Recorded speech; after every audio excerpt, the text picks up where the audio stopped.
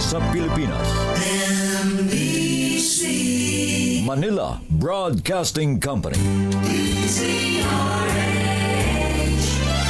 DZRH, member, kapisanan ng mga broadcaster ng Pilipinas.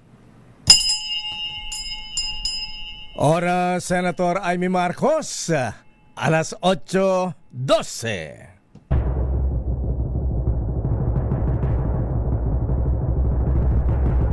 And the Golden Dove for Best Public Affairs Program Metro Manila goes to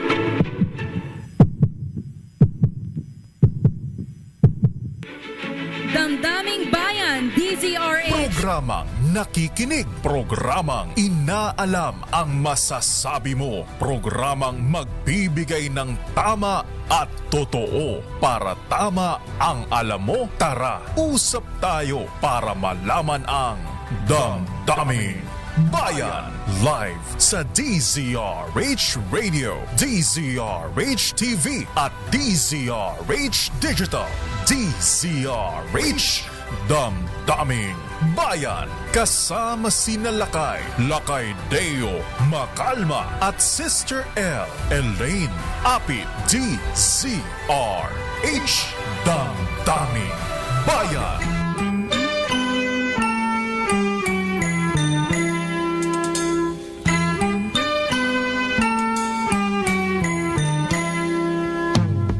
See the curtains hanging in the window in the evening on a Friday night. Little light is shining through the window, lets me know everything's alright.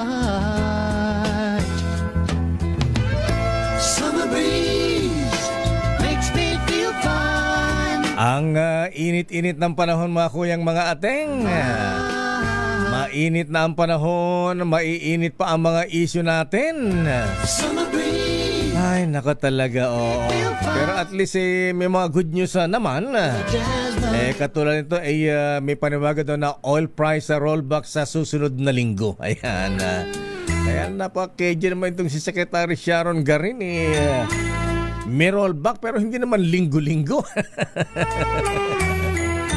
Anyway, magandang umaga Pilipinas. Good morning Malacanang. Ay, good morning Apo Presidente Bonget. Ayan, Apo. Ayan. High blood ka pa ba? Ikaw ba nakapag-jumping bonget na? Ayan. Jumping jack. Ayan. Pero malakas na malakas pa. Ayan. Siya ay hindi po critical ang kondisyon. Hindi po natigok. Pumunta sa Visayas kahapon, ha? Ayan, ikot ng ikot. Good morning, Madam First Lady Lisa. Ayan. 806 days na lamang po, Madam. Sasapit na po ang June 30, 2028. Makakauwi na po kayo. Pero mainit na issue po, mga kaibigan. Yung issue pa rin ng impeachment laban kay VP Sara at yung statement nitong si pangalan to, si Madriaga. Ayan. Abay, tinatawag kahapon na fiction daw po. Ayan, ay ang tawag doon fiction. Ayan, pure fiction. Ayan, guni-guni. Ayan, parang novel lang yan, parang teleserye, ha? Abay, pati ang presidential sister, si Manang Amy, ayan, na high blood din kahapon. Sabi niya, sinungaling ka, Madriaga.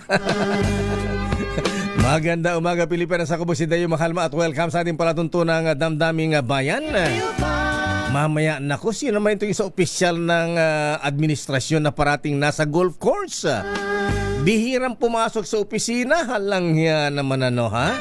Abay, dapat maupakan ito dahil mas madalas pa sa golf course, mga kaibigan.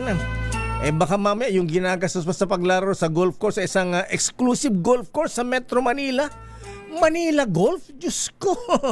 Yan ang golf course ng mga billionaires, multi-millionaires. Baka mamaya yung pag-golf niya dyan sa Manila Golf charge pa sa departamento na niya kaya ahensya. Alang yang ito. dami-daming problema ng bayan mas madalas pa sa golf course. In the window. Mga kaibigan, nasa linya na pala. Ayan. Tapos na ba ang Running through the retouch? Ano bang gamit malo ni Madam? Ayan. Mac ba o Kokoryo o Angel Face? Ayan. going through the jive. Nasa linya po natin maibigan ng Presidential Sister. Ang chairperson ng Committee on Foreign Affairs. Ayan. Ayun, Ramil Madriaga pala. Ayan. Makes me feel Nasa ating Senator Amy Marcos. asthma. Senator Amy, maganda umaga po. Nembang bigata po, Senadora.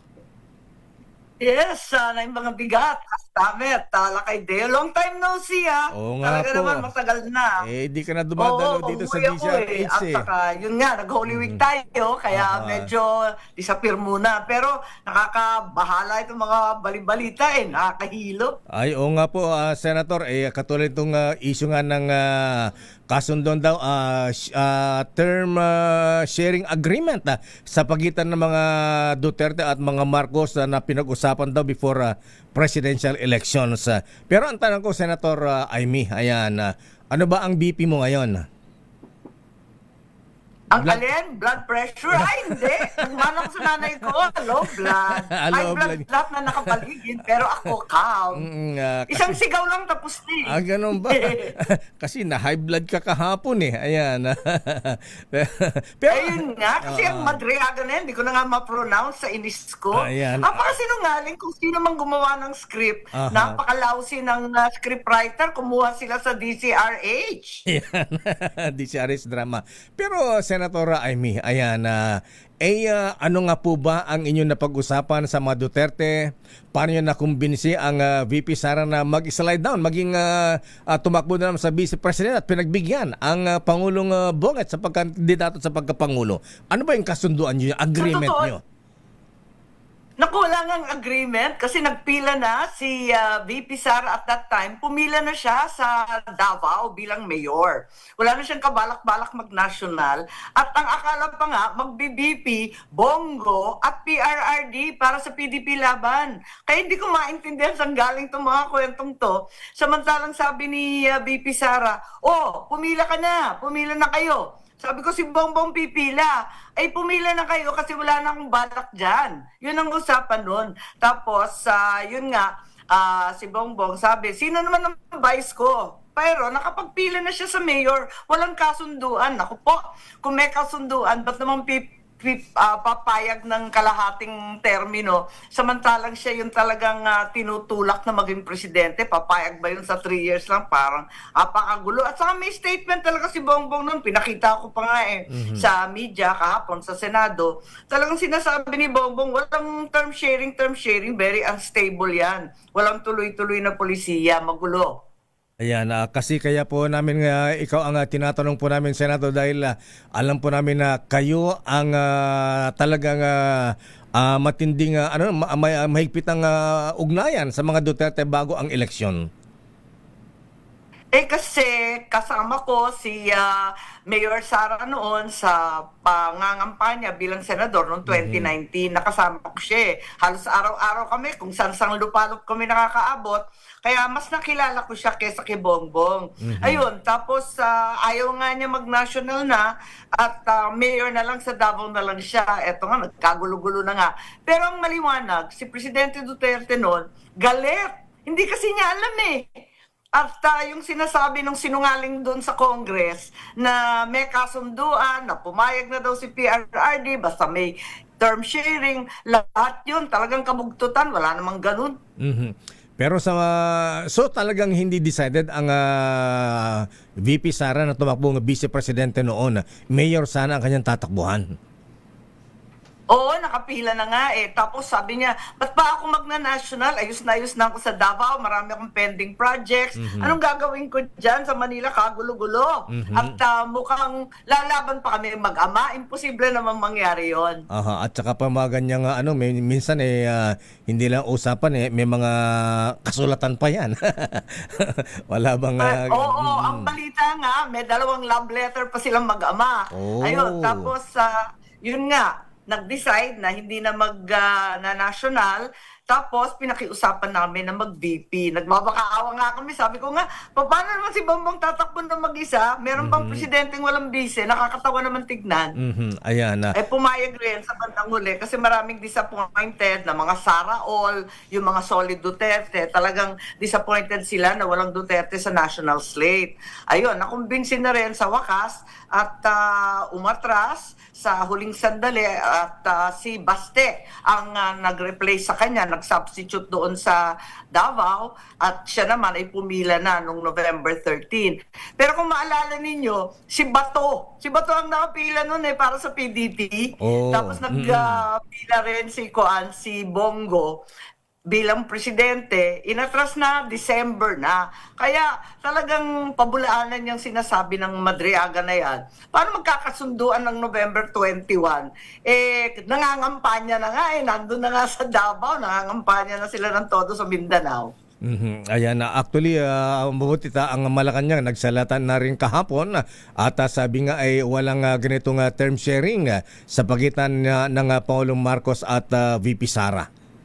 Ayun na nga, kaya siguro dapat take notice ang ating Kongreso. Maski ang Pangulo sinabi na sinungaling si Madriaga, siguro dapat pansinin nila yan sa kanilang mga susunod na hearing. Huwag na nilang bigyan masyado ng bigat kung sunod-sunod. Si VP Sara galit sa bad academic record. Si Tanya Gaisano Lee, sinasabi hindi ako taga Laguna o scholar. Taga Davao pala siya, higit sa lahat milyonaryo. Isipin mo, Gaisano, ginawa pang scholar. Ayan na. So sa ganitong sitwasyon, Senator Amy, so may panawagan ka kay Pangulong Marcos kahapon sa inyong ading na linawin itong issue kay Madriaga at yung term sharing. Ayan na. Mabilis pa naman. Oo, mabilis pa sa alas 4 lumabas na yung denial na talagang tama yung sinasabi ko, mali si Madriaga. Kahit labas sa Ilongit, in-announce naman ni Auntie Claire. Ayan na. So, ang panawagan nyo sa Kamara, lalo na ang Justice Committee, ay tingnan mabuti kung tama ba itong mga sinasabi ni Ramil Madriaga at sino ba ang scriptwriter at sino daw ba ang gumawa ng kanyang affidavit. Yun na nga, definitely, hindi drama ng DCRH. Huhi, unang-una, hindi ko kilala yan, sino siya? Ayan, oo. At pati si dating Ombudsman Justice Sam Martires nagulat din, ha? Abay, sabi niya kung bibigyan ko ng pera ni Digong bakit idadaan pa dito kay Ramil Madriaga? Correct. Bakit nga? Naku, talaga naman. Talagang maraming kabulastugan ang pinagsasabi ng taong yan. Kaya nagtataka kaming lahat saan galing yan at bakit binibigyan ng halaga at pansin at oras. Wag na. So saan Dead man na lang yung mga ganyan. So saan hahantong ito, Senator Amy? Kasi marami ring nakapula. Pati si former Justice Supreme Court Justice Adolf Ascuna na ang ginagawa ng Justice Committee parang impeachment hearing na dapat trabaho ito ng Senado bilang impeachment court. Actually, nagtataka rin ako kung ano yung connection nitong term sharing agreement kuno. Anong connection nito sa impeachment ni VP? Anong connection nitong pinagsasabi niya sa impeachment? At kung may connection man, hindi man mini trial na to. Parang nagtatrial na sila. Nagpe-presenta na sila ng testigo. Tinitimbang na yung ebidensya. Hindi ba trial ang dating nun? Kaya sang-ayon ako dun kay Justice Ascuna at nalilito ako sa ginagawa. Kasi ang dapat gawin lang yata ng Congress, ang pagkaintindi ko, form and substance lang. Na may ebidensya, okay, meron. Pagkatapos noon, yung forma, nasa tamang pagsulat, o di ayos na yun, tuloy-tuloy na. Pero yung magkakaladkad pa ng testigo at papakita pa yung ebidensya, nalilito ako sa ginagawa nila, sa totoo lang. Ayan, oo nga kasi... Pero ayoko masyadong magsalita daldal ako ng daldal baka palibasa magiging judge kami, mahirap na. Pero talaga nalilito ako. Kasi napanood natin sa mga nakalipas na impeachment cases like Chief Justice Corona, ayan, Erap Estrada, ayan, Wala namang ganitong parang mini trial. Ayan, pagka pinagbutuan na sa Kongreso, direkta na sa Senado. Bakit ngayon parang may mini trial pang ganito? Ayan, ito ba epekto ba nung decision ng Supreme Court? Kaya parang maigpit daw yata ang pagsasampa ng impeachment na case sa Senado. Kailangan dumaan daw muna na maayos. Maigpit ang pagsisiyasa sa Kamara. Ang pagkaintindi ko, yung unang judgment na sinulat ni Justice Leonen, maraming steps, maraming proseso, titimbangin yung ebidensya, kung sapat, etc. Tapos bibigyan ng babala yung respondent, pagkatapos may chance na lahat ng member ng Congress, sisiya sa atin yung mga pinakita. Parang mas long playing yun. Pero later on, nung nag-apela yung Congress, parang na-simplify naman, kaya hindi pwedeng gawing dahilan yung kay Justice Leonen. Kasi yung ginawa niya, back to normal lang naman. Ganun rin naman sa dati. Kaya nagtataka nga ako, ba't ang tagal-tagal? Kaya maraming nagdududa, meron ba kayong one-third vote? O di kaya, yung mga malisyoso, ang sinasabi, nakatenga pa ba yung mga FLR for later release na project? Ayan, nga. Alam mo naman, ang tagal-tagal ko sa Congress, kaya nako, talaga naman. Overstaying ako dyan 12 taon na akong congressman. Ayan, kaya si Senator Ping Lacson ayan yung sinasabing allocables, yan daw ay new form of pork barrel, Senator Amy. Oo, parang gano'n yung mga allocables. Talagang wala akong maintindihan. May bagong lengguwahe. May bagong lengguwahe ang DPWH at saka yung congressman. Tinatanong ko nga yan nung hearing Kaso, tinamad na ako sa Blue Ribbon Sa totoo lang. Ayan. Kasi, nako, ayaw pakinggan yung mabibigat na testigo, si Gutesa, yung 18 Marines, talagang naisang tabi na. Tapos pinagpipilitan, pirmahan daw namin yung report. Ayan, partial yung report naman, bitin na bitin. Kaya nga daw partial Anyway, Senator, bago nga natin iwanan itong si Madriaga. Sino ba sa tingin nyo? Meron bang nasa likod ni Madriaga? Sino siya, kung meron? Hindi ko alam kung sino man yung nasa likod niya. Igihan naman nila yung script. Kaya nga, dapat ko konsulta dyan. Hindi pwede yung ganun. At saka wala namang kredibilidad yung convict. Nakakulong yan di syempre, maski sasabihin niyan para makalaya. Samantalang, yung mga lumaban para sa bansa natin ng mga Marines, ayaw pansinin. Ano bang storya ito? Ayan, kaya nga tuloy sabi ni Attorney Salvador Paulo Panelo Jr. nung ma-interview dito kahapon sabi niya may pangako kay Madriaga na kapalit ng kanyang pag-testify against sa BP Sara ay ang kanyang kalayaan kasi siya nga ay nakakulong, may kaso. Tama, ganun talaga ang ating pagkaintindi pag isang preso or PDL gagawing testigo, talaga may pangako yan para kumanta ng kumanta. Parating ganyan yung mga MO natin, hindi maganda yun. At kailangan timbangin natin ng maayos. Ayan, sa ibang issue, Senator, may excise tax sa diesel at gasolina. Ayan, tinanggan po ng iyong ading ang Pangulong Bonget. Ayan, ano ba ang stand nyo dan? Dapat bang suspindihin mo na ng VAT sa diesel at gasolina rin? O hindi? Dahil sabi ng economic advisor, sina Manong Arce Balisacan, malaki daw ang mawala sa gobyerno. Well, para sa akin, sinabi ko na talagang lahat ng magagawa gawin na natin kasi nahihirapan talaga ang tao. At yung mga sinasabi nila 50 pesos rice, nako 62 na, tigilan nila. At saka yung lumulobo na gasolina, kung bakit tayo pinakamahal sa buong Asia. Yung iba naman, 20-30% increase, bakit tayo umaabot sa 280% increase? Opo. So, ang sabi ko, magdiskusyon tayo kung ang talagang gagawin. Hindi, wag na daw tayo magdebate at nagmamadali ang pelasyo sa excise tax. So, dali-dali kami. Isang gabi lang walang debate, pinipigilan ako. Sabi ko, baka naman yung excise tax, ang makinabang niyan, yung malalaking oil companies, hindi rin babagsak yung discount sa ating mga tauhan, ng mga nangangailangan. Sabi nila, hindi bali na, basta bigay na natin. Baka kontrabida pa tayo dito. Sabi ko, pati yung VAT, ba't hindi natin tignan? At least point of sale yun. Mararamdaman ka agad, may awas ka agad, kada litro, bawas 6 to 8 pesos. Di masaya na rin tayo nun. Sabi nila, wag na, dali-dali. Ayan, dinalian. Sabi ko, uwi na ako, bira naman kayo, wala nang daldal dito. O di, sige. Isang buwan na kalipas. Wala nangyari? Sa kakapaspas nila, wala nangyari ng isang buwan, finally lumabas, kerosene and LPG. Sabi, nagkakamutang ng ulo, bakit kerosene and LPG? Ano nangyari sa krudo at gasolina? Yun ang kailangan. At yun nga, nalito ako dito sa kanilang sinasabi, ang ending, yung pinaka hindi masyadong ginagamit, yung pa ang inuna, ayaw tulungan ng tao sa krudo. Alam naman natin, nag-aani ang ating mga magsasaka last month, ano? Wala silang mahagilap at wala silang pambayad ng krudo. Ang daming hindi na nag-ani sa Benguet, pati sa Ilocos, wala na nagsiani ng mga nateng, ng mga gulay. Ay, opo. Yung mga nag-ani naman, di naman nabenta yung mga pechay at repolyo, masyado na daw mahal para sa taong bayan. Tapos yung mga isda, Zamboanga, Jensan, Palawan, wala na nagpapalaot kasi hindi na kaya yung krudo. Sabi ko, ano ba ito? Bakit hindi tulungan? Hindi tulungan ang tao ng diretsyo dahil dinadaan pa sa oil companies yung so-called government imports. Ay nako, talagang nalilito ako. Naku Lakay Deo, ang problema dito, dinaanan na natin to, matanda na tayo eh.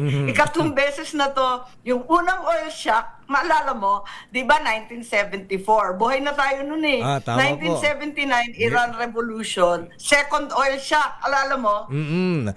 Limitado ibinibigay sa mga motorista na gasolina. Hindi pwedeng magpa-full tank noong araw. Correct, walang full tank. Naalala mo si Chiquito, si Asyong Aksaya? Naalala yan. mo yun, naging sine pa yun. Parating binabatukan yun kasi sinisindi yung ilaw, di ba? Tapos parating nagpo-full tank, bawal yun. Tapos may comic strip hanggang naging sine. May programa nun, tapos tinatag yung Petron, lahat yan. Yung PNOC, tinatag yung iba't ibang Department of Energy, lahat yan, tinatag nung panahon na yun as a response to the oil crisis. And kasama ako noon eh. Nanilikluhod tayo sa Saudi. Naku, kung saan-saan kami umabot para lang humingi ng langis. Pati yung China. Ngayon, nakikita ko, yung private companies ang talagang nag-i-initiate. Tapos, hindi naman diretso sa mga mangingisda, sa transport. Wala, talagang ganun lang. Ayan na. Isa pang balikan ko yung excise tax sa diesel at gas, ba't hindi suspindihin? Sinasabi ng mga economic advisors ng presidente, yung ading ang makikinabang daw ang mga mayayaman. Di ko maintindihan kung bakit sinasabi nga ang mga taga Forest Park lang daw ang mga mayayaman daw makikinabang at hindi ang ordinary mga mamamayan. Parang hindi yata nila naintindihan ang epekto ng VAT, pagtaas ng presyo ng diesel at gasolina, Senator. Ay, nako, ang dami-dami nilang dahilan. Sabi na nga, maraming dahilan pag ayaw gawin. Pero maraming paraan pag pilitin. Ayun nga, nakakapagtaka. Sasabihin, ang sinabi sa akin, ako, wag na yung VAT, wag nang galawin yung VAT. Sabi ko, bakit? Bawasan lang. Kasi dahil napakataas naman, gagawin na lang from 12%, gawing 10% man lang para hindi naman tayo masyadong hirap. Sabi ba naman, napakahirap niyan. May input and output. Sabi ko, accounting procedures yan, kaya natin yan. Kung yung flood control na magic yan, yung 2%, kayang-kaya natin yan sa galing ng Pilipino. Diyos ko. Tapos yung excise tax, hindi ba naman ma-high blood ka dyan? 15% sa lahat ng bagay. Yung mga sikat na sports car, yung mga luxury handbag, lahat yan 15%. Pareho ng pagkain at ng langis. Hindi ka ba ma-high blood dyan? Ay talagang naka-high blood. At speaking of high blood, ang sakit no ng ang Pangulong Marcos high blood lang daw po at gout. Ano ba talaga ang status ng health ng iyong ading, ang Pangulong Bonget, Senator Amy? Alam mo, maraming tatanong sa akin, pero ang totoo, tulad ng sinabi ko, hindi na kami nagkita parang 1 taon na. Kaya yung nakikita ninyo sa dyaryo, siya rin yung nakikita ko. Nakakatawa nga, yung nanay ko, nagtatanong din. Sabi ko, nagkikita naman kayo. Sabi niya, tuwing nagkikita daw sila, nakikita niyang payat, pero ang sabi, okay. Ganon din yung mga anak ko. Kaya wala akong maidadagdag. Pero mukha namang gumagaling kahit papano, kahit ano pa yung kanyang sakit. Pero sa akin kasi, obligasyon ng isang opisyal, lalo na yung pinakamatataas na opisyal, na magkaroon ng medical bulletin. Huwag naman manggaling sa akin, di ba ako doktor niya Dapat yung doktor niya magsabi para matigil yung mga haka-haka. Total, mukha namang gumagaling siya kahit papano. At pinagdadasal ko siya kahit papano kasi kapatid ko pa rin yan Ayoko naman talagang magkasakit. Di ba nung November, kailan ba yun? Yung November sa Iglesia ni Cristo Rally, sinabi ko na magpahinga na siya at magpagaling kasi duda ko may sakit. November yun, last year. Maraming nagulat, maraming nainis sa akin sa palasyo. Pero 2 buwan nakalipas, ilang beses na siya sinugod sa ospital. St. Kaya Luke's. tama yung aking Diverticulitis. pangamba may sakit. Ayan, sa bagay, namin nga naman niya yung sakit niya nga diverticulitis pero gumagaling na raw. Yun na nga. Sana naman, kaya lang, yung itsura nga, yung sumobrang payat, sana umiigi na kahit paano. Pero wala akong balita Baka sabihin na naman fake news, alam mo naman. Ayan, so sang-ayon din po kayo na dapat maglabas ng medical bulletin ng presidente? Hindi ba obligasyon yun Kasi talagang kapag incapacity, talagang na-prove, pangit yun, di ba? Magpapalit at hindi magampanan ng kanyang mga functions. So, kinakailangan talaga yung doktor magsabi. Di ba nakikita naman natin yan, kahit sino naman talaga nagkakaroon ng medical bulletin, basta official Sino bang doktor niya? Si Dr. Pacifico Marcos ba? Ay, wala na yung Uncle Paking ko. Mahusay na doktor yun. Yun na nagsimula ng PhilHealth, sa totoo lang. Siya pala Medicare ang tawag nun ayun yung Medicare pala, PhilHealth ngayon. Anyway, ang former First Lady Imelda Marcos, Ma'am, Senator Amy, kumusta po ang kanyang health naman? Nako, maganda yung health niya. Matibay yun. At saka masipag ngayon. Nagugulat nga kami Ang init-init pero ang sipag mag-physical therapy. Oo. Kaya tuwan-tuwa naman kami nag-exercise. Say mo, nung panahon ng tatay ko, talagang ayaw niyan mag-exercise. Kaya nagugulat kami talaga. Masipag talaga yun ngayon, talaga nag-exercise siya. Kaya kahit papano, matibay. At saka kwan yun. Siya yung talagang politiko sa pamilya, abalang-abala siya sa krisis ngayon. Wow. At sabi niya, sinong tatawagan natin? Ayan. Kasi sanay siya parating diplomatic mission. Humingi siya ng langis sa China, siya nag-solo flight, kung saan nakaabot yan Sa Morocco, sa Saudi. Ayan, mag-isa siya pumupunta, pinapapunta ng tatay ko. Kasi syempre, sa ganda ba naman nun at napaka-charming, hindi siya mahindian. Ayan nga, pati si Mao Zedong na-mesmerize niya, pati si Colonel Gaddafi ng Libya. Correct. Kaya marami tayong langis noon. Ayun. Pero siguro, kailangan rin natin humingi. Andiyan naman yung kapitbahay natin, ang Brunei, ang balita, nagbigay daw sa Mindanao. Tapos yung Indonesia, dapat hingan lang natin, di ba? Government to government. Tapos ibigay ng diretso sa mga nangangailangan tulad dati. Hindi na idadaan sa mga dambuhalang oil companies. Hindi na nila kailangan kumita pa. So, yun nga, at medyo nainis ako nung may pumunta sa akin kasi humingi ng tulong sa isang speaking engagement. Sabi, ma'am, meron akong kontrata sa DOE, hindi mapapirma-pirma. PNOC yata, PNOC. Sabi ko, bakit hindi mapapirma? Walang tao 2 araw lang sila magtrabaho. Sabi ko, ano? Siguradong hindi yan totoo. Imposible yan. Hindi, ma'am, totoo, patulong naman. Doon nag-umpisa. Abay, nung inuungkat ko na, sabi ko, hala, bakit yung DOE may memo? May order sila na 2 araw lang Work on-site. from home. Kaya nga, marami nga nagulat dyan Ayan. Ang bira, samantalang kung tutusin, dapat nga 24 or 7 sila. Dahil may energy crisis. Sila yung inaasahan. Sila pala yung 2 days lang. Ang swerte naman, sabi ko, hala, ang sinabi ng Office of the President, 4 days. Yung mga private companies nga nangangarag kasi sa hirap nga ng buhay. Kayo, 2 2 days. Tama ba yun? Ay nako, deny to death sila. Sabi na naka-remote daw sila. Remote ba yung pagpipirma ng kontrata, yung approval ng accreditation, na gano'n? Ay nako talaga naman. Ano ba ito? Senator, ay may panghuli po. Ano po ang inyong advice sa inyong ading Pangulong Bongbong Marcos? Well, unang-unang papasalamat ako dahil talagang pinabulaanan ka agad yung sinasabing term sharing at kasinungalingan ng madriagang yan. Kaya please, House, makinig kayo sa ating Pangulo. Sinabi na niyang sinungaling din. Ayun, tapos, syempre, lagi ko sinasabi, magpagaling, magpalakas, kailangan kasi krisis ito. Pero sa lahat ng bagay, pwede ba dalian natin ang tulong sa taong bayan? Sinabi ko na kung maari, lahat gawin na natin. Pati yung pagtanggal ng SSS, GSIS, PhilHealth, lahat ng pag-aawas ng pag-ibig dyan sa sweldo ng tao. Tigilan na muna. Buong-buong muna yung sweldo kahit 3 buwan lang. At saka, di ba yung income tax, pwede ba taasan natin yung threshold sa 200 to 500, wala nang income tax, pati bonus hanggang 200,000. At maibsan ng konti ang hirap ng tao. Marami akong suggestion, ang dami-daming pinagpa-file, sana makinig ang palasyo. Senator Amy, maraming salamat. Diyos na ginaapo na imbang bigat. Yes, kastamit, thank you. Mga kaibigan, Senator Amy Marcos, ang chairperson ng Committee on Foreign Affairs. Daming bayan. So yan po ang kanyang panawagan sa kanyang ading. Hambira magkapatid ito, hindi nagkikita. Hindi nag-uusap. Babalikan po natin lang pang mga issues. Uy, mamaya mga kaibigan, may mga makapanap tayong foreigner dito ha.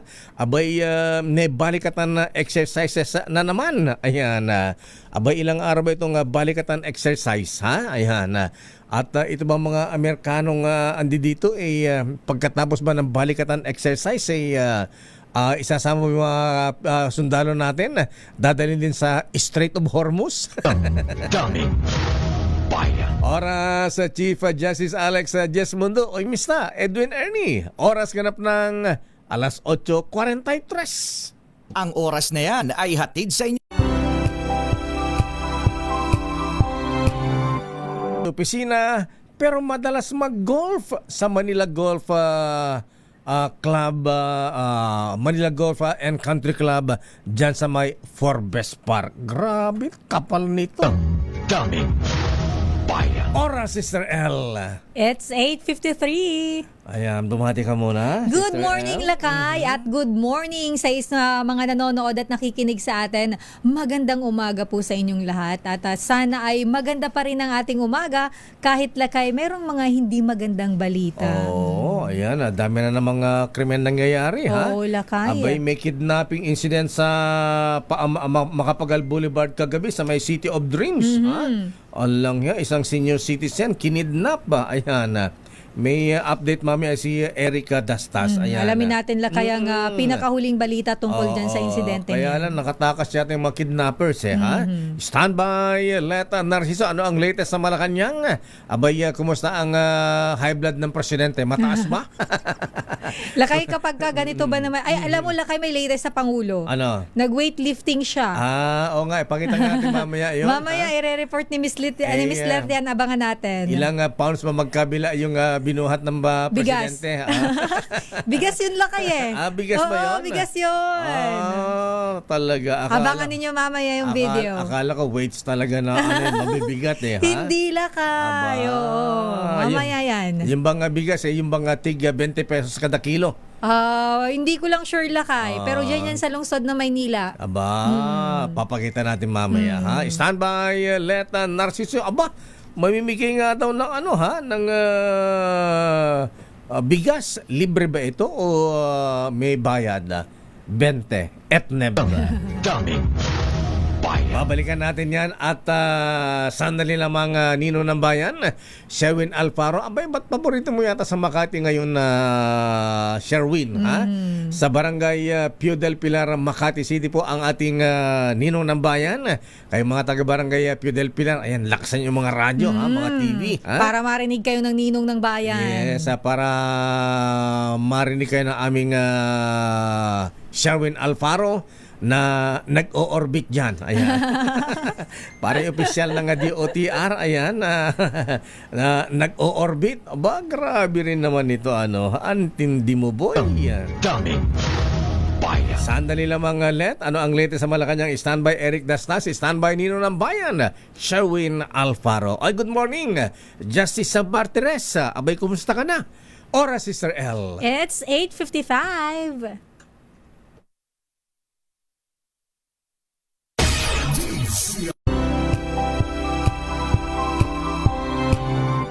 Deo makalma, kulang ang almusal ko. According to my bubuit,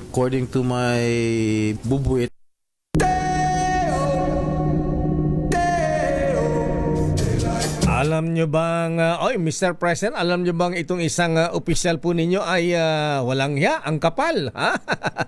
Abay, 2 beses lang pumasok sa opisina kada isang linggo. Ayan, hindi pa nakabuo na maghapon sa opisina. Oh. Abay, panay ang golf sa Manila Golf and Country Club sa Forbes Park. Ha? Grabe naman yan, lakay. Parang tinalo naman yung estudyante nagbulakbol. Ay, sinabi mo pa, ayan. At panay pa ang orbit, ha? Oh. At panay ang biyahe abroad. Aba, walang yan naman, Grabe naman yan siya, lakay. Abay, ginagaya yung taga-Department of Health.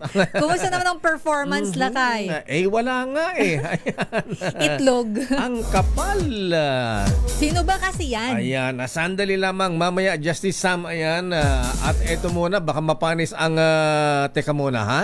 Sinuunahin natin, Malu, si Ninong Sherwin ba muna? si ano muna, si Let muna. Alamin natin ang latest muna sa Malacanang. Okay. Ayan. Tingnan natin kung mataas ang high blood ng presidente. Ayan. Kung kumusta ang kanyang gout. Ayan. RSTV, ayan, habang nagre-report si Let, ipakita nyo ngayong Video. Yung video ng weightlifting ng presidente. Magaan Ayan. lang naman yata daw kasi magaan lakay. lang ba? Tig 1 kilo lang ba? Hindi naman. Ganun Siguro ba? nasa ano ba yun? Hindi. Usually yung ganung balot lakay nasa ganun ba? ilan ba yun? Mga 10 kilos Di ko napanood siguro. yun. Ha? 10 Ay 10 ba yun? O mga 5. talaga? Ayan, Hindi check natin lakay. Alamin din natin kay Miss Let kung ilang kilo yun. Ayan, ang Pangulong Bongbong Marcos sinaksihan ng paglulunsad ng biyayang bigas para sa Maynila. Aba, biyaya, ibig bang sabihin nito, Let, Yorme Isko ay For free. libre? Oo, kasi biyaya eh. Aris number 14, mula sa Malacanang, Let Narciso, please come in, Miss Let. Lakay, Sister L, nakibahagi nga si Pangulong Ferdinand Marcos Jr. sa aktibidad dito sa Maynila kaugnay ng inilunsad na biyayang bigas para sa Maynila. Katuwang ang national government sa programang ito dahil sa pagpopondo sa pamagitan ng Local Government Support Fund.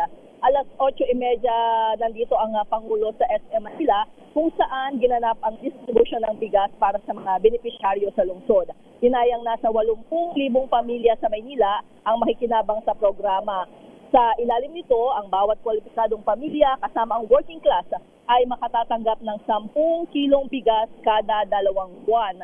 Sa kanyang talumpati, sinabi ni Pangulong Marcos na ipatutupad ang programa sa buong bansa. Nauna lang anya ang Maynila dahil mabilis kumilos si Mayor Isko Moreno. Ipinaliwanag nito na idinaan sa LGU ang pondo para mas mabilis na makarating ang tulong sa mga tao. Pinasalamatan naman ni Yorme si BBM sa tulong sa ating mga kababayan, lalo na sa panahong ito ng crisis. Lakay?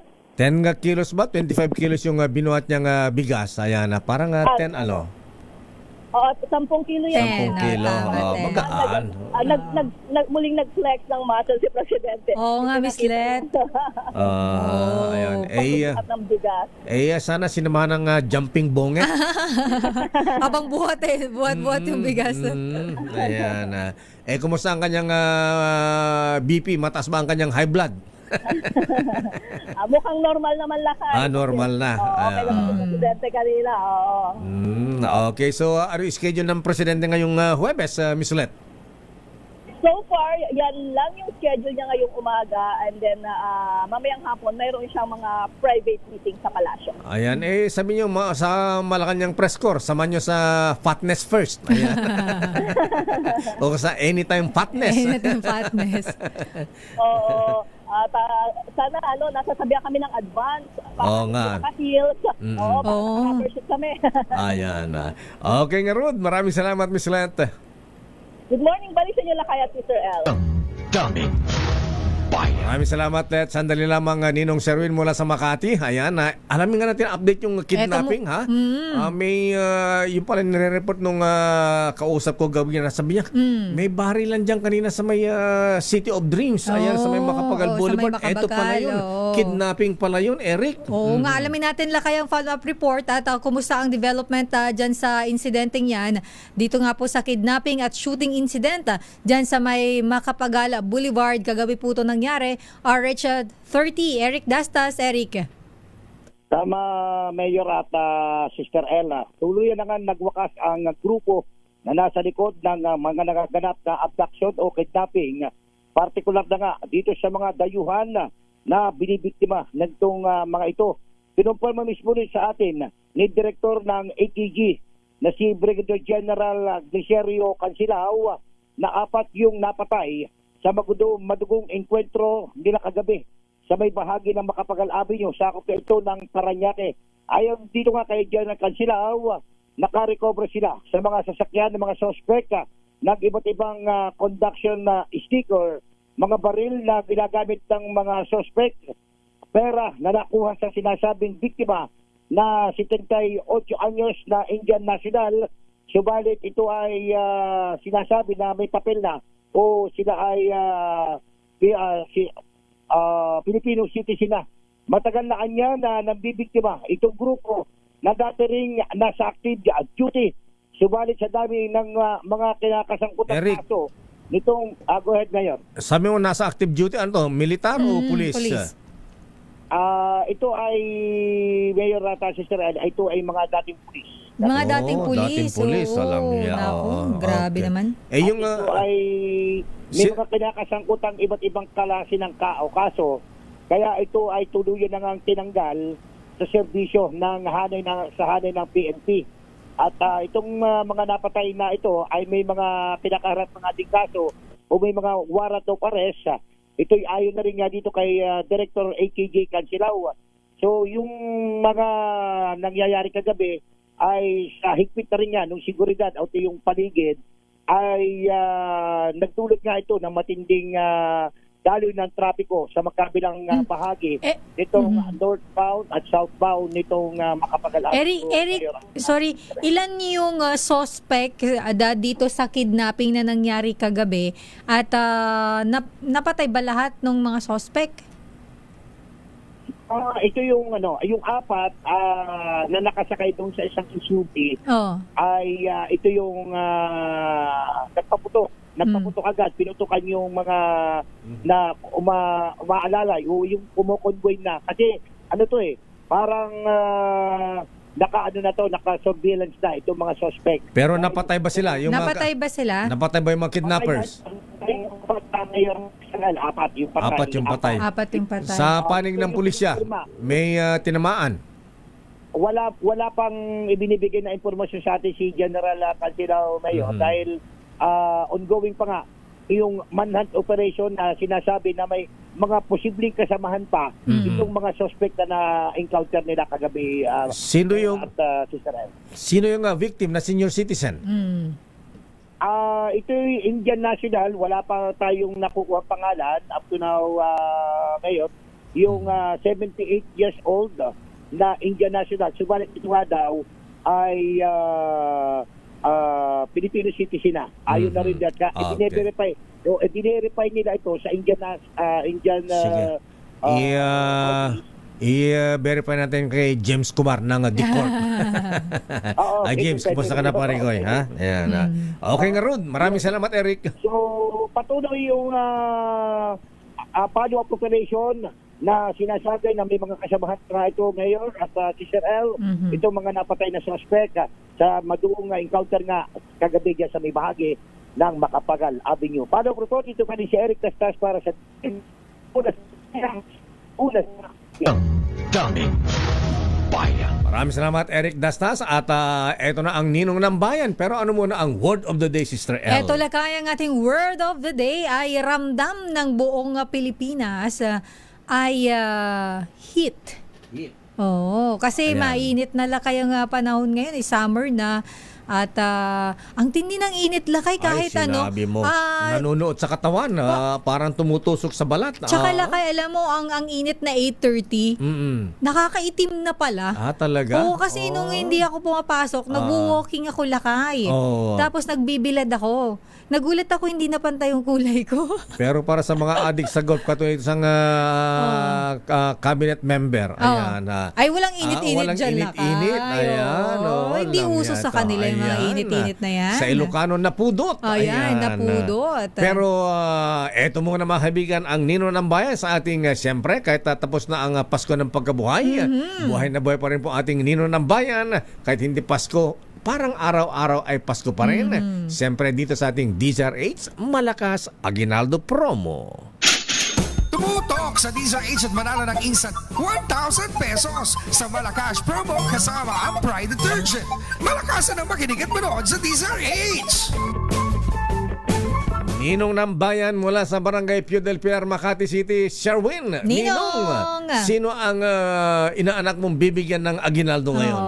Ako, lakay, nandito tayo ngayon sa tambayan ng Wakoda. Bakit yung, wait lang, bakit yung mukha mo nakabalot ng ano yan?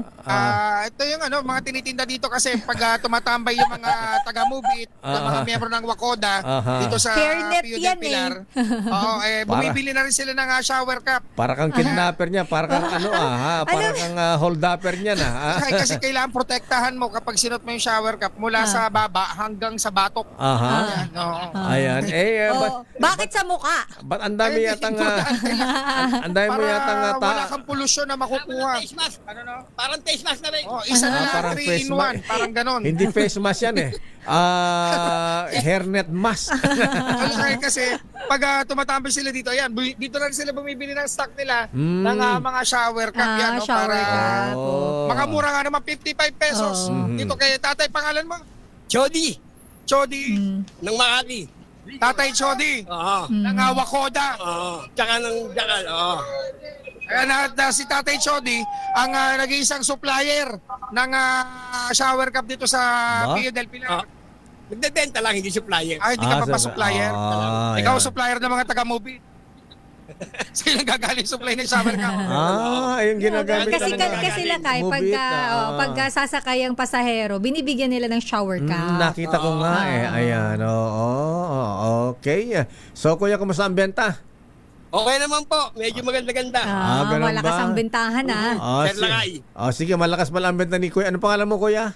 Chody po, Chody Ligon. Kuya Chody. Chody Ligon. Ayan, parang Ilocano to, parang Ligon. Mga Tatay ko po, may pagka-Ilocano. Sabi ko na nga ba Ayan, kuya nga Chody, dahil malakas ang benta mo, bigyan mo na 1,000 si Sherwin. Siya yung nagbigay. Bigyan mo ng pera si Ninong Sherwin. Balik reverse pala ito, reverse. Balik na rin natin. Ayan. Dahil Tatay Chody tuwing umaga, sino pa rin yung mga announcer sa DZRH? Sir Lakay ng Aba, bigyan na 1,000 si Kuya Chody. 1,000! At syempre, kailangan masagot mo yung ating word of the day para makuha mo ang ating medium component. Sa Tagalog, init. Sa English, lamig.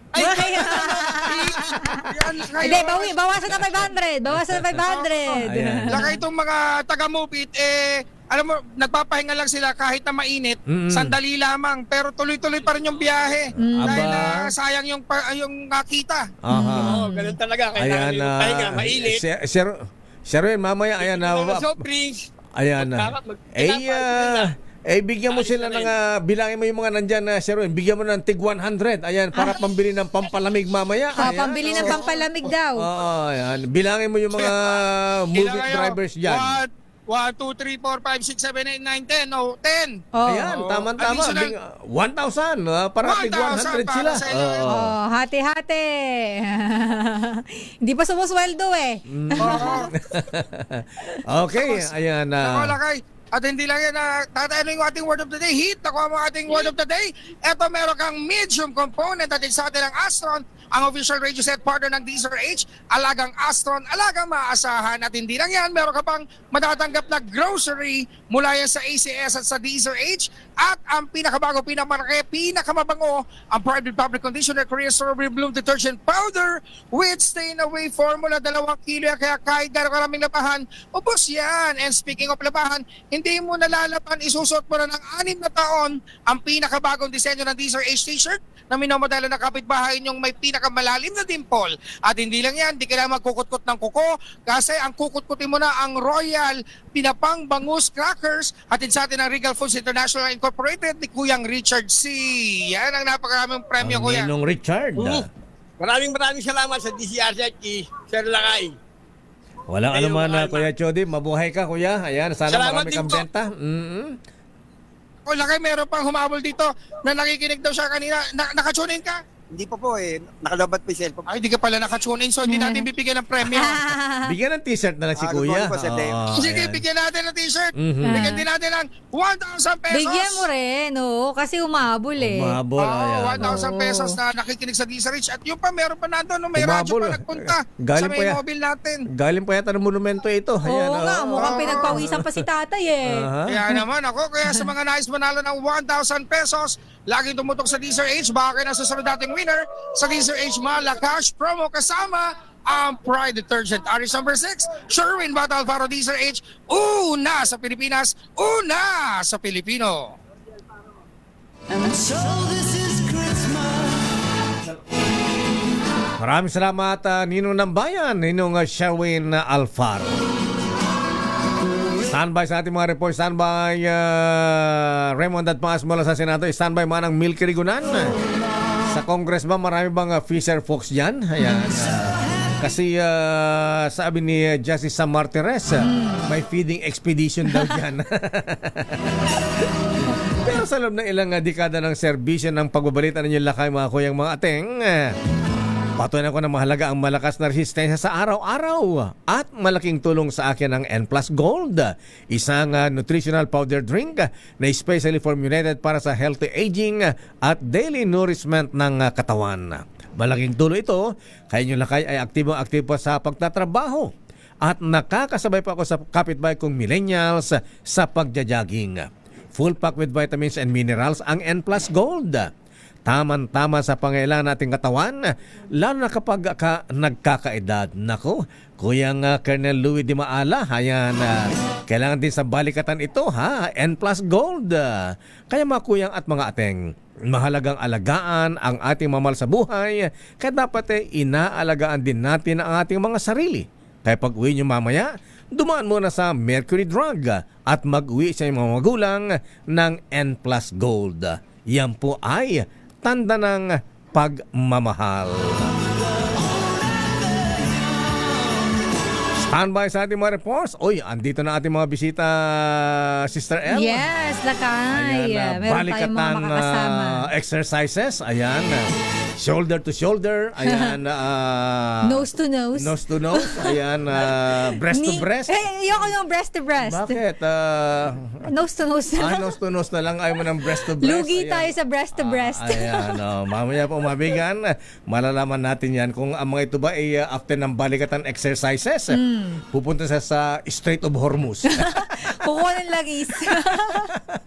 Oras, Sister L. It's 9:16.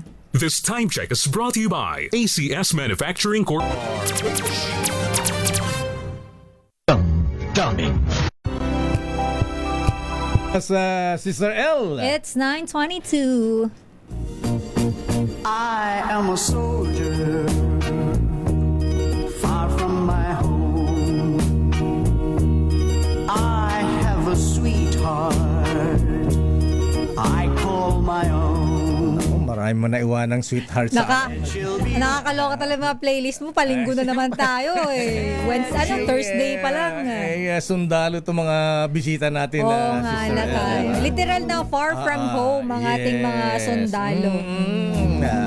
At hindi tayo magpapaligoy-ligoy, Sister L, dahil ngayon ay meron pala tayong Philippine-US exercise Balikatan 41 2026. Ito yung exercise sa Laknib. Sa Laknib is a Ilocano word. Ayan. Which means protection. Protection. Ayan. So anyway, pakilala natin itong mga bisita natin. Gaganda lalaki, ha? Akala ko may bisita natin si Denzel Washington eh. Ayan. Akala ko may shooting dito shooting, pinapanood ko lang si Denzel Washington yung ano ba yung pelikula ni Denzel Washington? Yung, anong movie yan? Baka sakali alam ko. Yung Godfather? Ayan. Godfather. Sobrang bago lang kaya. Parang panahon pa ni ano yun. Batang-bata ka pa yata nun. Marlon Brando pa yan. Ayan. Ayan. Nasa ating dito po bisita natin mahabigan. Siyempre, unahin natin si Kuyang Colonel Louis de Maala ng Philippine Army. Ayan, ang spokesman ng Philippine Army. Kuyang Colonel, good morning. Ganda umaga. Yes, good morning sa ating lahat, no? Kuyang Deo. And sa atin din mga kababayan. Ayan. At nako, ito, dudugo ilong natin dito. Oo nga, Lakay. Nagbawa ka ba ng maraming English? Ayan. Isang plastic lang. Ayan, Kaya na ba yun hanggang... may thesaurus ka ba dyan? Ayan. Meron ako dito plastic labo doon nakabalot yung English. May isa pa tayong guest ngayon, Lakay. Of course, we have here. Ang look-alike ni Denzel Washington. Sister, medyo. Nagkamali yata ng profession. Dapat na you should join the movies, Hollywood actor. Hollywood, you should be a action Hollywood star. actor. Ayan, action star. Ayan, Ayan, pakilala mo. Do the honor, Sister L. We have here in the studio live our guest. He is the commander of 3rd Mobile Brigade, 25th Infantry Division, Colonel Adisa T. King of U.S. Army. Colonel, good morning and welcome to the show. Say hi to our viewers and listeners. Magandang umaga. Aba naman. May baong Tagalog. Marunong nang mag-Tagalog ang ating bisita, Colonel Adisa King. Ayan. Sabi ko nga, sa ilang araw pa lang pamamalagi sa Pilipinas may mga na siya. Sa bagay bago nagpunta rito siguro may mga crash course na siguro sa Tagalog Colonel, how long have you been here in the Philippines? About 25 days or so. Just 25 days. So you learned about our language basic maganda. Basic Baganda, but the thing is I've been here in this theater for about 5 years, so back and forth, yeah. So this is about my 10th time in the Philippines. Yeah. Maybe you have a girlfriend. No. Why you don't want our Filipino ladies? I'm married, very happy. Colonel is married. Very happy. Taken. He's already taken. Ikaw talaga lang. Papahamok mo pa Hindi mo nakinig yung message niya sa Amerika. Is your wife here also? No, she's not here. I thought she's with you during the Balikatan exercises. Ayan. Anyway, Colonel King, ayan, kidding aside, ayan. So, when will the Balikatan exercises commence, start? And where? So about April 20th is the open ceremony. And, that's when it'll start, and it's kind of pretty much all over. All over. So, what are the activities under this Salaknib exercises? Well, on the Salaknib is several of them. One of the ones that I know that I'm working on right now is kind of a staff exercise, working with the Filipino Army, Japanese, and we're just working together, planning, and just thinking about how we would really support each other. With the Japanese Army. So, who are the Japanese? They should bring sake here. So, by the way, what is the primary objective of this Balikatan exercises, Colonel King? Really just to support, work on how we work together, even at the lowest level of the soldiers working together, understanding each other. To have, actually, when you think about it, is if you're able to work together, then we can understand and support from the partnership standpoint. It is a tremendous effort ongoing. What kind of support? You can say logistics. It is just how we train, because we learn from what the training that they do, and then if you could able to work together in that partnership, it's just so powerful Oh. Very powerful. How powerful? Like the missile in Iran? I don't know about that one. So in terms of logistics and what others? So you have logistics. Also, we have some of the live fires that we do, and how they actually like signal, how to communicate on the radio systems. How we one of the things that we have UASs, little drones, and how we actually work together with that. That's something that we found that is so important, and then even how you move vehicles, and then how you move on the ground.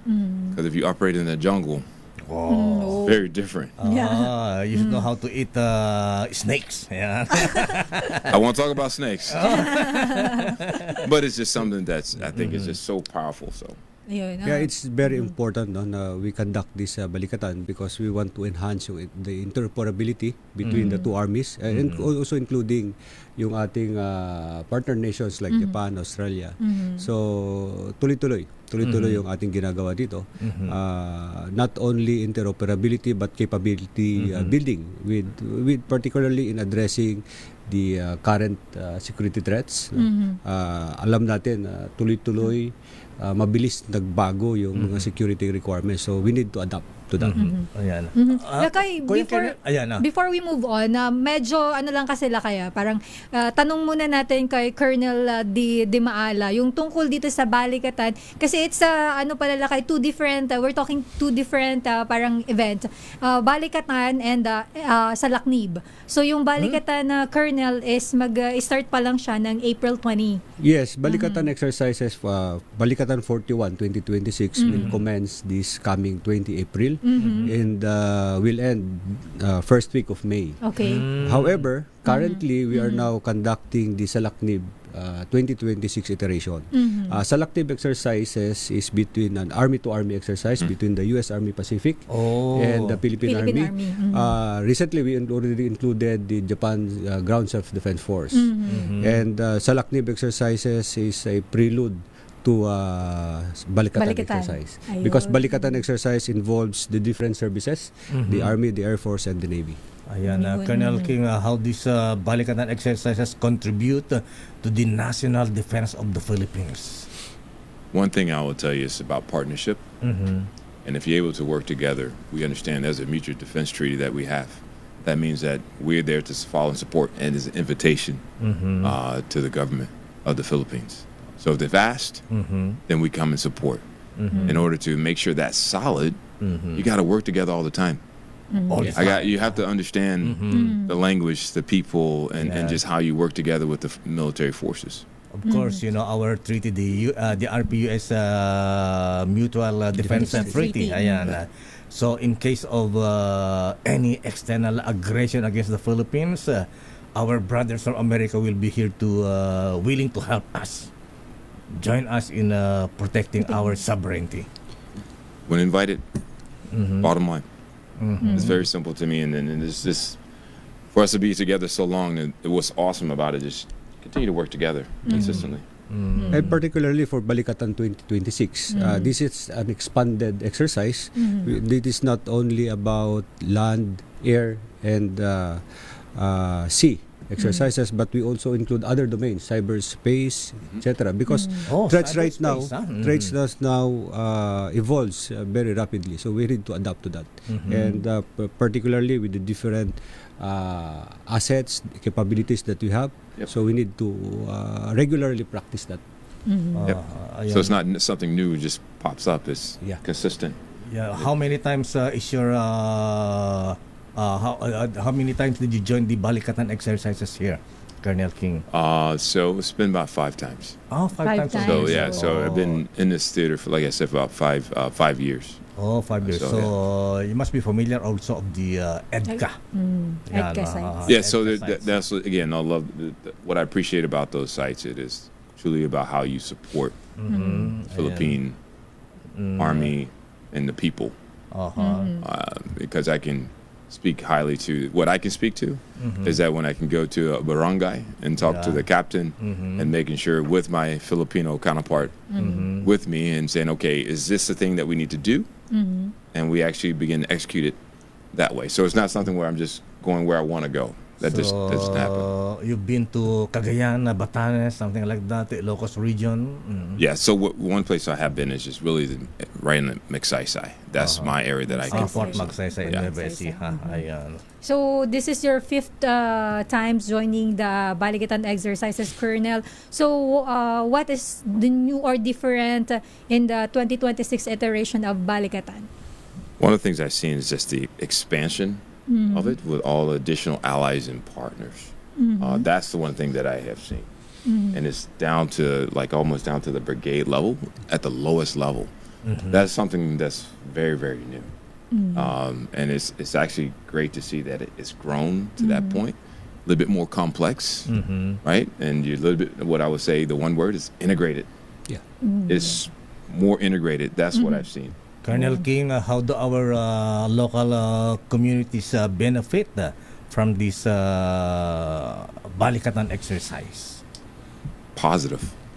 Like because so when I can go into a barangay and we're actually doing activity, I'm not going there by myself. I'm going there with a Filipino partner with me, and they're actually teaching me on, hey, this is how you really need to engage people.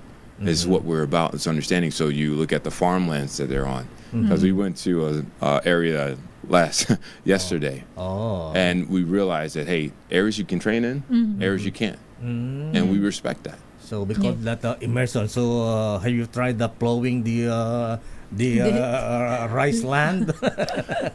Almost. So I had a caribou with me, so that's a whole nother story. You know how to ride in a Carabao? They chased me on time. Colonel Di Maala, sir, maitanong ko lang din kasi dapat yung kaligtasan ng ating mga kababayan dun sa areas kung saan natin ginagawa yung mga ganito pong exercises. Kumusta naman po yung ating pakikipag-usap dun sa mga kababayan, and at what are the safety measures po na ginagawa natin? Yes, first of all, priority ng Philippine Army and the US Army, yung safety ng ating mga kababayan.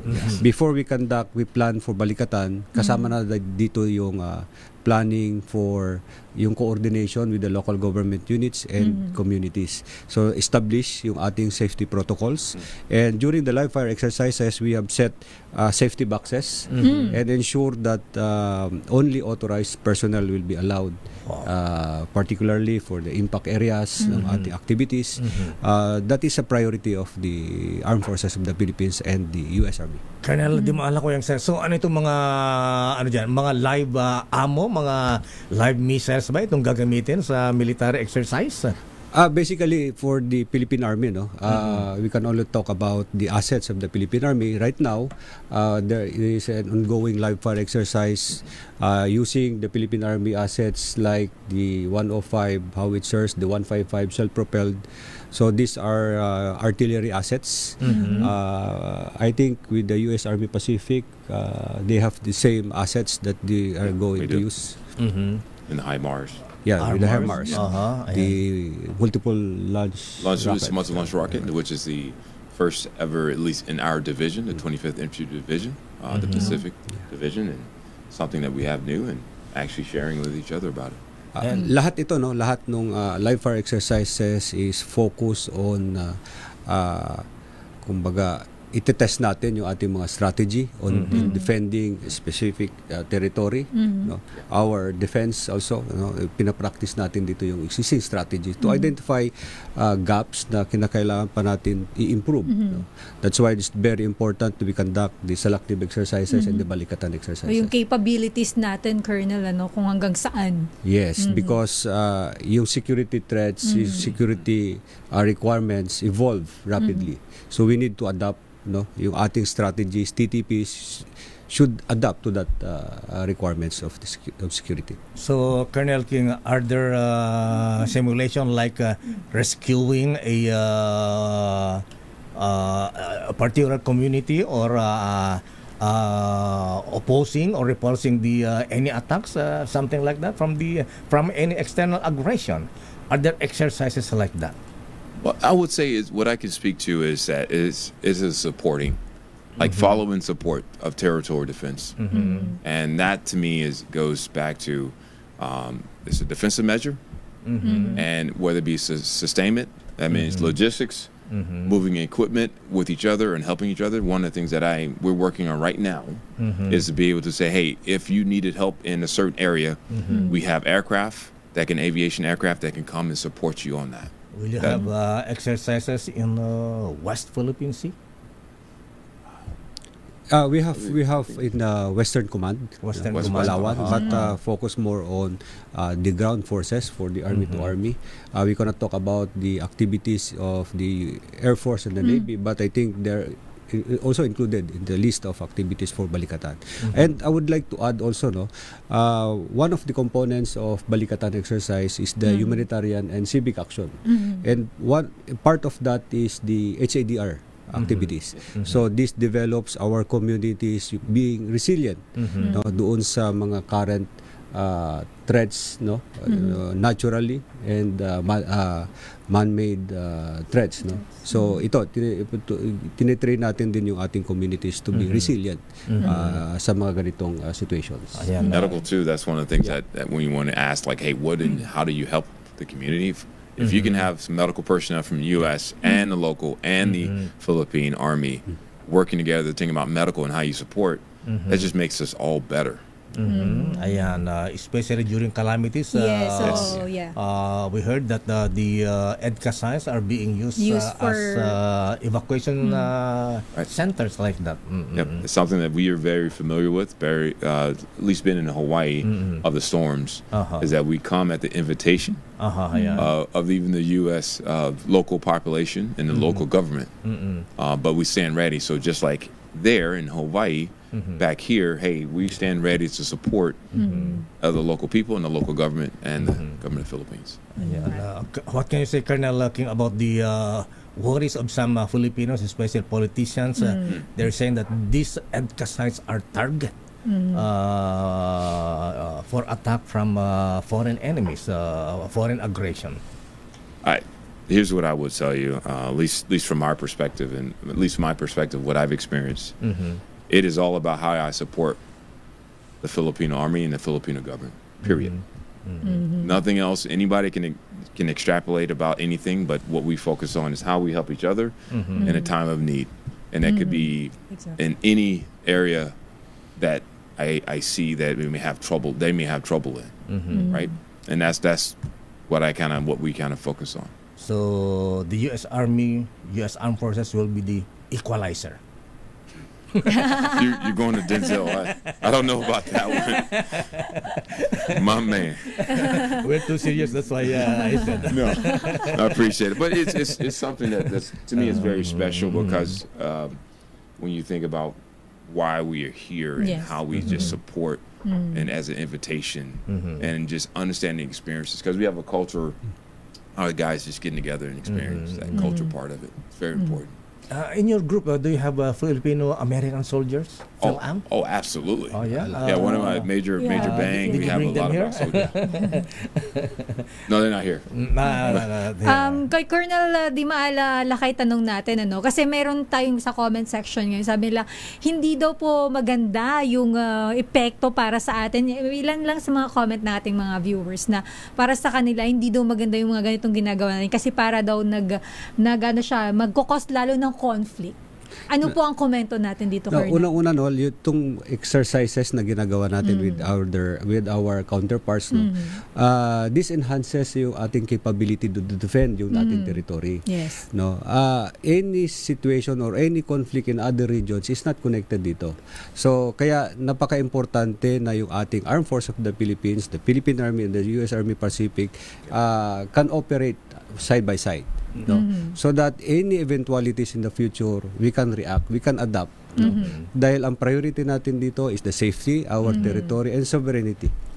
At saka ang kagandahan na Kuyang Colonel Di Maala, maraming countries ang sumasama sa atin na Australia, Japan, even Spain ba? Or ano pang mga Germany? Yes, before, Balikatan is between the US and the Philippines only.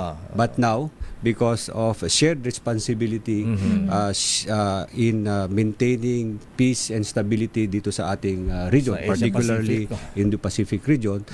Marami nang nagjo-join din because of that shared responsibility to ensure yung stability dito sa ating region.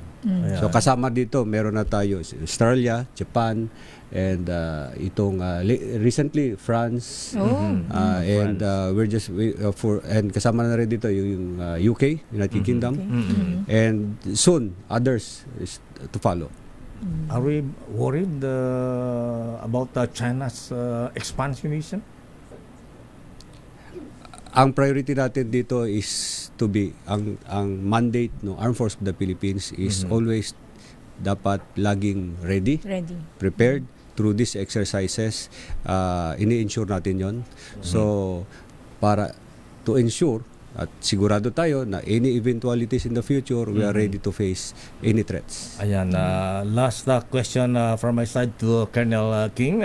Although this is not related to the balikatan exercises. And sa laknib? Ano ba yung mga tanong mo? Abay, alam mo naman, hindi kompleto tanong Hindi mo ko natin dito na-orient. pagka hindi puro sa laknib, ha? Ayan, in the US Armed Forces, ayan, what's your reaction? How come that your commander-in-chief, President Donald Taco Trump, make a 360 degrees in his policies? Before, during the campaign, he said that no more wars. How come the U.S. is now engaged in war, like attacking Iran? My man. Okay. I can't speak to it. Okay. Yeah. Because and so what I know what we really focus on is here, and what I mean. Got to think about it. 75 years, right, of a mutual defense. That's what I understand that, Colonel. Ayan, I don't want you to be court-martialed. That's why. Let's omit that. Ayan, let's talk about Denzel Washington. Ayan, in Equalizer. How come you did not join the movies? Well, my mama said don't do that. No. Anyway, Colonel Okay, Dimala, sir, Colonel thank you very Dimala. much, Colonel Adisa King. And any parting message for our listeners, viewers in DZRH? We are heard nationwide, Yes. Colonel, worldwide. Salamat po. Thank you for your kindness. Thank you for just bringing the 25th Infantry Division and the 3rd Mobile Brigade into your arms, and we really enjoy it. We really love you all. We appreciate it. Thank you so much. Thank you very much, Colonel King, the Equalizer of the U.S. Army. Ayan.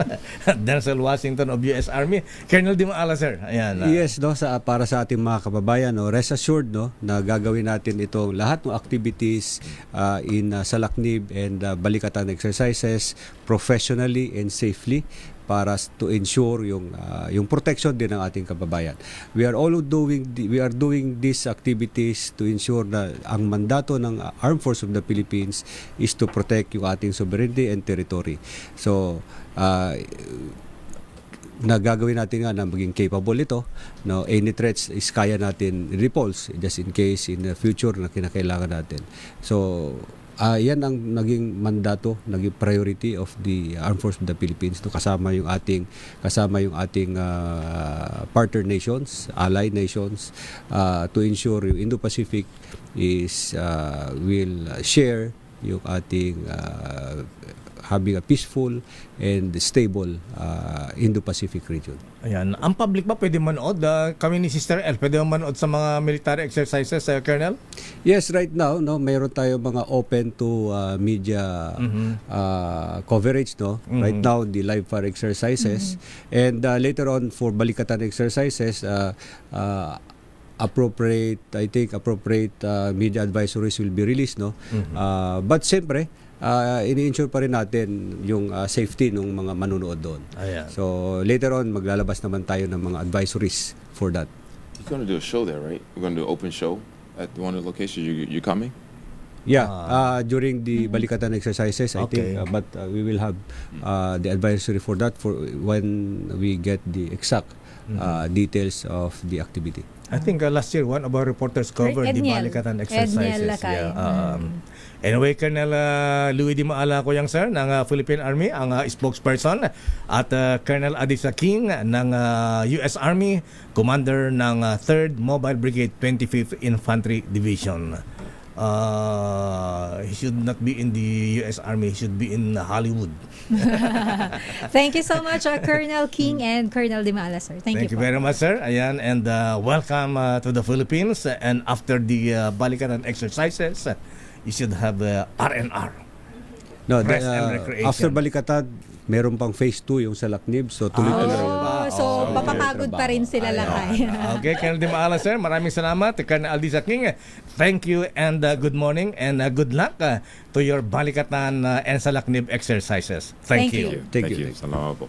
Maraming salamat po. Ayan, thank you and I am a soldier. I am a soldier. Far from Ang oras na yan ay hatid sa inyo ng MX3. Dito ako, Para sa Sister L. 9:58. Ayan, hatawin natin ang mga reports. Ayan, pentisyo muna. Ayan, binalingoy-ngoy ako, ha? Kasi naman lakay. Ano na? Alam mo, natatawa ako sa iyo eh. Bakit? Hindi mo tinatanong seryoso. Gusto ko na sana magtanong ng seryoso pero sabi ko, sila kay napapa-umayment tuloy si Colonel King. Colonel Adisa King. Ayan. Oh man. Pero parang artista, hawig ni Denzel Washington. Mukha siyang actor, action star. Ayan. Anyway, hatawin natin ang mga reports. Daming bayan. Regulasyon ng BJMP kinastigo matapos ang kwento na isang ordinaryong PDL na naging milyonaryo noong lumabas mula sa Oblo. Ala, grabe. Preso? Nagsubi lakay. Preso, nagnegosyo sa loob, naging milyonaryo ayon kay Senator Raffy Tulfo. Aba, iba yan ha. Arrest number 28. Raymond at Paas, please come in. Raymond. Mayor Elaine, kinastigo ni Senador Raffy Tulfo ang pamunuan ng Bureau of Jail Management and Penology dahil sa maluwag nitong regulasyon sa pagbabantay ng mga persons deprived of liberty o PDL. Ito'y dahil sa mga napakaraming reklamo na natanggap ng kanyang opisina ukol sa mga kapabayan at irregularidad sa loob ng mga kulungan na kanilang pinangasiwaan. Bilang patunay ang kwento ng isang ordinaryong PDL na nakulong sa Lapu-Lapu City Jail sa Cebu, ngunit nang lumabas sa bilangguan na isang milyonaryo dahil nakapagnegosyo sa Oblo. Kumita ito ng malaki dahil sa pagbibenta ng mga phone cards sa mga kapwa PDL. Nagreklamo ito sa programa sa radyo ni Senador Raffy dahil nang ito ay lumabas ng bilangguan at nakaipon ng milyong halaga ng coupon, ayaw palitan ng cash ng kanilang warden. Kinalampag ng senador ang pamunuan ng BJMP dahil pinapayagan ng mga PDL na magnegosyo sa loob. Ikinabahanan nito ang bentahan ng phone cards na maaaring gamitin ng mga PDL sa kanilang mga illegal na aktibidad kahit sila ay nakakulong gaya ng mga sangkot sa illegal drugs.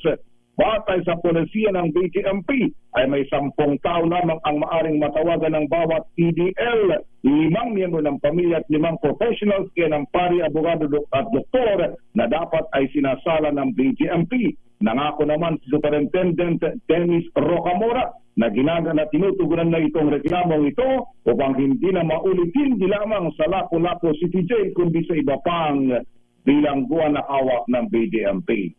Ito si RH28, Raymond Darpas para sa DZRH, una sa Pilipinas, una sa Pilipino. Maraming salamat, Raymond. Hayaan mo tayo itatanong kay Right Civilian. Ayan, kay BJMP Chief, Right Civilian, General Ruel Rivera.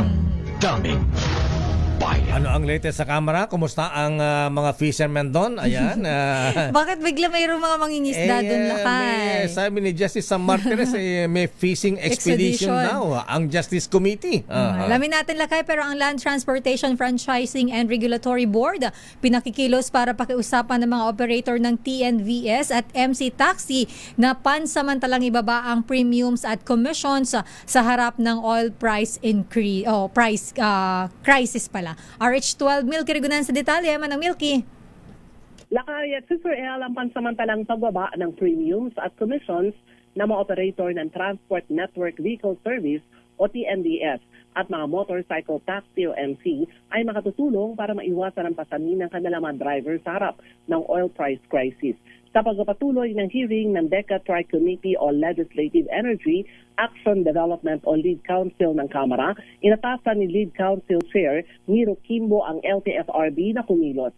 Ayon kay Kimbo, kapag ito ay naipatupad ng LTFRB, magiging batayan para maibaba hindi lamang ang base price, kundi maging sa komisyon. Sabi ni Kimbo, ngayong panahon ng krisis, sanhin ng mataas na presyo ng produktong petrolyo, hindi magagawa lahat ng gobyerno ang mga paraan para maibsan ang pasanin ng mga driver at commuter, mahalaga ang tulong din ng mga operator. Ito anya ang panahon para humanap ng mga paraan para mabigyan ng incentives ang riders para manatili pa rin sila na namamasada. Binigyan din ni Kimbo sa LTFRB na gawin ang kanilang tungkulin para daw hindi dumating sa punto na wala ng mga masada sa panahon na kailangan ng publiko ang serbisyo ng mga TNVS at MC Taxi. Ako si New Cariguna nagulat para sa DZRH, una sa Pilipinas, una sa Pilipino. Daming bayan. Okay nga Rod, maraming salamat Manang Milka at isunod natin ang report mula kay Giselle. May panibagong tigil pasada at welga ng bayan kasado sa April 21. Detalye balita mo, RH15, Giselle Ricafort. Giselle.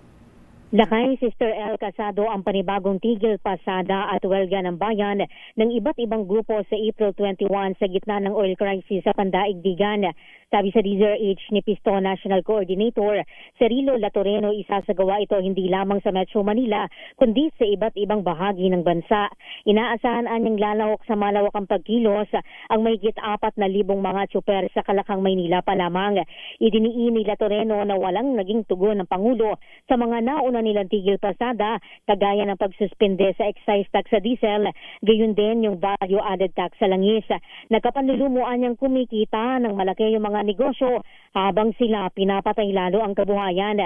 Ayon pa sa Piston Coordinator, maski may rollback sa petrolyo ngayong linggong ito, hindi pa rin ito ramdam ng kani-kanilang mga bulsa. Pinakikilos ng grupo ang gobyerno upang maibaba sa 55 piso ang kada litro ng petrolyo at ibasura ang oil deregulation law na sinasamantala lang umano ng mga oil companies. Pakinggan natin. Kasi bago mag-Labor Day, ay magkaroon ng kampansang pagkilos o una. Yung dalawang strike na namin ng Marso, wala naman tugon si BBM. Ang tugon ni BBM, di ba, yung liquid petroleum lang yung inalis na yung tax. Pero yung excise tax at sa langit, hindi naman kailangan at saka yung oil division mo. Kaya magtuloy-tuloy yung aming pagkilos. Kaya wagan po dahil kumita na sila doon sa 3 buwan na impact nila na bininta na nila pakamahal. Dahil kumita na sila kasi mag-aatag sila. Dapat ibalik nila sa 55 yung rollback na ang presyo ng diesel. Ito si Giselle Ricafort para sa DZRH, una sa Pilipinas, una sa Pilipino. Daming bayan. Maraming salamat Giselle Ricafort. Sandali lamang Edwin Duque at Boy Gonzales. Ayan, Boy Laya ha. Abay, dapat ba itong si Boy Laya Gonzales, Sister El? Ano na kay? Hindi natin pinyansyahan ito sa Oblo. Bakit naman? Abay, kung nasa Oblo siya, baka naging milyonaryo din siya. Ayan, magaling magnegosyo din si Boy Laya Gonzales, diba? Paano daw siya doon mananahil, Lakay? Ganun ba yan? Magbenta rin na ng mga SIM card, mga ano ba yan? Ay, gano'n, e-load. E-load. Sandali namang Boy Gonzales, Edwin Duque at siyempre batiin mo natin na happy birthday ha. Oy, Mista, ayan, Mista Attorney Rolly Borja, ayan, Idol Chris Laksa, Attorney Siga Fortune, happy birthday sirs. Ayan, pagbati mo na sa mga Mista sa PMA Sandigan 82 at kay Mr. Art Alejandrino. Oy, Mr. Sharp, birthday mo pala ha. Happy birthday Mr. Art Alejandrino. Nasa channel 9 ka ba o channel 13? At happy birthday din kay Lolo Francisco Tapay, 93 years old na siya ngayon, mula sa Alaminos, Laguna, mula kay Mr. General Edwin Ernie. Ayan, yung tatlong Emperador Junior mo, Kuya Francisco Tapay ha, binigay ko na kay Mr. Edwin Ernie. Happy birthday din kay Jillian Pascual from Lolo Caloy Pascual Jr. Aba, lolo na pala ito ha. Ayan, at siyempre mga kuyang mga ateng ha. Ayan, at siyempre ating ni Rolly Borja, Idol Chris Laksa, kailangan nyo na ito ha. Dahil alam kong kung kayo ay magmahal ay talagang natural na init sa pagmamahal. At siyempre, kailangan ni natural na kaligayahan. Alam kong lover ba itong si Atty. Rolly Borja. Parang si Idol Chris Lacsa lang yan. At General Gordon Descanso. Kailangan ay pagka nagmamahal, express love naturally. Gamit ang honeymoon tea. May tagla itong natural herbs na tumutulong upang maipadama at maipakita mo ang inyong pagmamahal sa natural na paraan. Ginigising nito ang init ng iyong damdamin, making each night honeymoon. Ang honeymoon herbal tea ay mabibili sa mga suking butika sa halagang 90 pesos bawat sachet. Mabibili ito sa Mercury Drug, Watson, South Star, TGP, Generica at iba pang mga butika. Subukan na ang honeymoon herbal tea. Sabi mo rin kay Architect, Sister L, para express love naturally. Daming bayan. Para ano yun, nangyari na. Ayan, kakanta ka rin daw, Sister L. Do it one more time. Kaya ano ba yan? Nakakaloka ka. Sige, si Boy Gonzales ito na nga ba? Si Boy Gonzales dahil mayroong inuugnay na pulis ng Manila Police District sa shootout dyan sa Parañaque. Sumuko, RH29. Boy Gonzales, Boy. Hoy. Sister Ella Lakay Dayos, voluntaryong sumuko sa Ermita Police Station ang isang pulis ng Manila Police District patapos maiugnay sa isang umalis shootout sa incident sa Macabagal Boulevard, Parañaque City noong April 15. Kinilalang sumukong pulis sa isang Police Senior Master Sergeant, 38 anyos, kasalukuyan nakatalaga sa Station 5, residente ng dito sa Maynila. Batay sa ulat, limitaw ang larawan ng sa isang gallery sa official Facebook group ng Himpilan kung saan isa umano ang pulis sa mga sangkot sa insidente. Agad itong sinagot ng pulis sa magitan ng pahayag na bakit ako nandyan bago nagpasyang sumuko upang linawin at linisin ang kanyang pangalan sa utos ni Station Commander Police Lieutenant Colonel Jun Paulo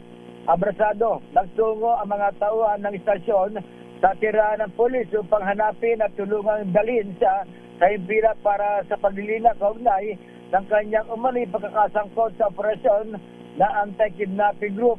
Dakong 1:15 kanina madaling araw, dumating ang pulis sa istasyon kasama ang kanyang asawa at sinailalim sa panayam ng Station Commander. Pansamantalang napili sa custody ng istasyon ng pulis habang inihintay ang formal na turnover sa anti-kidnapping group para sa karagdagang investigasyon. Oy! Ito si Boy Gonzales. Yes, Lakay? Di ba gusto mo maging milyonaryo? Oo nga. Lakay. Lakay. Para din ako sige. Ibalikan namin sa Oblo. Balik ka namin sa Oblo. Gusto mo ba? Request natin kay General Ruel Rivera. Gusto mo pumasok? Okay na sa akin maging magtatrabaho na lang daw siya. Buhay na lang ako. Maraming salamat, Boy Laya Gonzales. Thank you, okay, Boy G. Pag-isay lang kaya at si Terel. Daming bayan. Oy, si Edwin Duque, darating na rin yung order nating 3 kilo ng galunggong. Ay, Lakay. Maraming salamat kay Sir. Ano nga ang pangalan? Boy Katipay. Oy, parang Boy Katipay. Ayan, we miss you, Kuyang. Ang sarap mong, ini-imagine ko na yung piniritong galunggong. Pero ito muna, Lakay, si Department of Public Works Secretary Vince Dizon nag-inspeksyon sa nasunog na sanitary landfill dyan sa may Navotas. RH23, Edwin Duque. Edwin. Gusto ko namin kayo personal na nagtungo kanina na umaga. Ito siya dito para sunod na sa landfill dito sa Nabutas City. Kasama iba pang mga ahensya sa kaya ng bangka ang malaki. Abang badge naman ang mga equipment na gagamitin sa lugar. Hapon ang nakatangbasan ng pagtungo ng opisyal. Pero kanya ito yung pinagpalitan dahil isa-isang nagkaroon ng talakayan kasama ng LGUs at ng mga batong residente sa naturang lugar. Ang pagbisita ni Tisora yung pangmalaman naman kung ano ang maaaring pagkakaragdagang tulong sa pagpapabilis na maapula itong usok kalipat sa mga itinadalang pako, truck na may palampak, bulldozer at mga equipment. Kung ito kumpara nitong nakalipas na mga araw ay mas humina na yung usok ngayon, puti na, hindi na maitim. Sa tunay lamang na yung skit ay pinagamang nakasunod sa loob, kaya puti tayo na lumalabas. At tapos sa umpisa na nga yung tambakan ng lumat sa hangin sa parte ng nasusunog.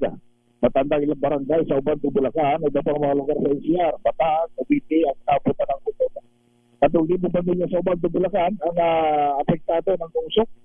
Usa na ilan dito ay may mga nagkasakit at ang iba naman ay di na umuwi sa kanilang tahanan. Kaya kahapon ay sabay na nagbigay ng tulong ang Madeta Celsius at ang Bulacan government sa pangalan naman si Governor Daniel Fernando. Ariswat at Red Duque nagulat sa Bisari, Chuna sa Pilipinas, una sa Apo. Maraming salamat, Edwin Duque, yung galunggong namin, ha? Ayan, huwag mong kakalimutan, ha? Parang boy katipay.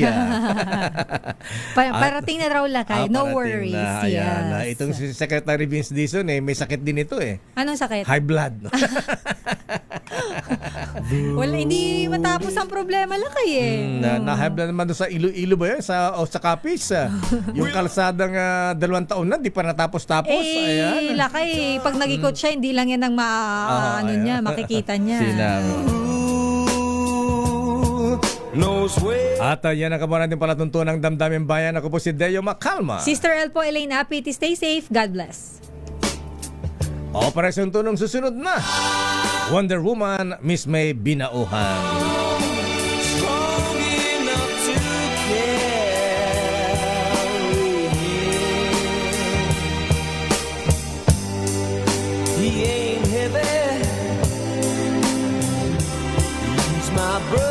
Most Worshipful Raul Canon, Right Worshipful BBM Bamuran. Oras eksakto, 13:13. This time